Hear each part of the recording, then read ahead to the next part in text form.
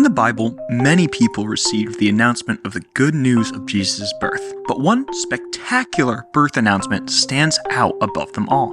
God sent angels to some shepherds who lived in the countryside to announce that God's son had been born.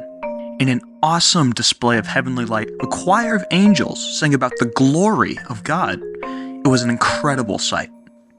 But shepherds were not special. In fact, people considered them to be dirty and rough.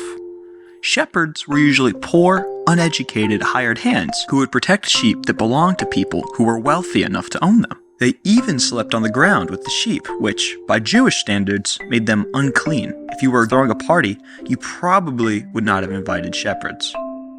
There was a boy named Jaden who was about to turn 8 years old.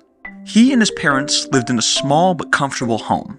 Since they didn't have a lot of space, Jaden's parents told him that he could invite 4 friends over for a slumber party. Jaden thought about which friends would be the most fun to have at his party.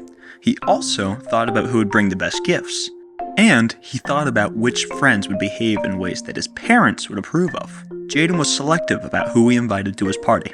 But God chose people who were outsiders, people who didn't have a lot to offer, people who probably weren't invited to very many parties, people who others thought of as unclean.